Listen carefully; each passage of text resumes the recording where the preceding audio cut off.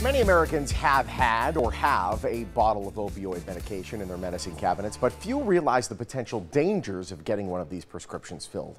So what should you do if you're prescribed an opioid, and what questions should you ask your doctor? Joining us now with answers is David Calabrese. He is the head of pharmacy for Optum RX and a member of the internal task force at UnitedHealth Group that's helping address this opioid crisis. Welcome to the show, David. How are you, sir?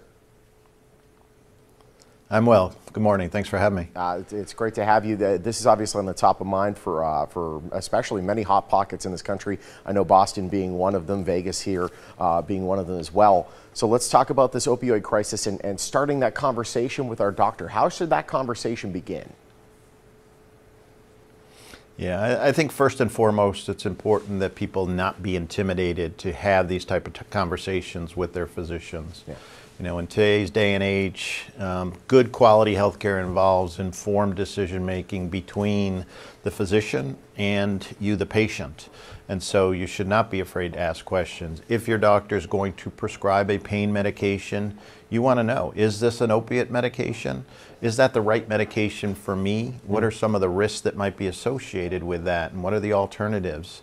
And if they're going to move forward in prescribing that opioid, it's also important to understand, you know, is this something I need to take, you know, throughout the day, and do I need to finish the medication? Because that's not the case. Unlike other categories of drugs like antibiotics, these drugs are to be used intermittently to help patients manage effectively their pain, but you don't have to finish the medication, and there are alternatives that can be intermingled to better manage that pain that are safer and easier to use. Yeah, I think that's the one thing that maybe people don't realize is there are options that could be considered when having these medications. So ask your doctor what those options may be. Once we have, let's say we have Definitely. You know, this just happened with my wife actually just recently. We had the C-section and had a whole bottle of pills, only had to take a few of them to hold her over, and now we have this whole bottle of pills left over. What's the safest way to dispose of those opioids? Yeah, and that is common. There's surveys that show that upwards of 60% of U.S. households across the country actually store leftover opioids in the home, oftentimes in unsecure locations like a medicine cabinet. And if you think about it, that's a recipe for significant danger, particularly if you have kids in the home, if you have constant visitors in and out.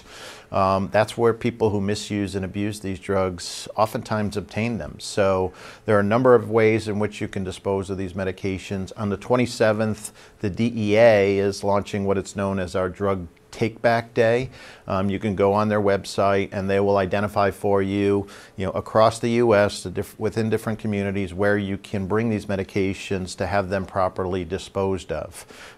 You can also visit your pharmacies. Oftentimes the pharmacies will have kiosks where you can dispose of these medications. You can call your local police department, your local Department of Public Works. They as well can advise you as to where is a safe way to dispose of these medications. And then you also have things that can be purchased from retail locations called deactivation kits, where you can pour your leftover opioids in it, add some water, it mixes it with an ingredient that will actually deactivate the medication so it can be properly disposed of. It's pretty impressive, and it's worth noting, by the way, now you have drugs like Tylenol that are actually putting on the box opioid free. So this is the thing that obviously the marketplace needs and wants. If we want more information, where do we go?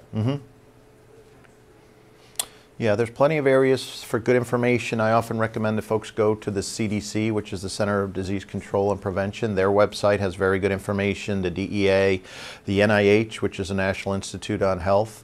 I also encourage folks to visit our own website at optum.com/opiate epidemic, where they can find more information on the disease, on the medications themselves, safer alternatives, how to better manage pain, both short-term and chronic, and a variety of other educational resources that would be extremely valuable. Awesome. David, thank you so much. Great having you.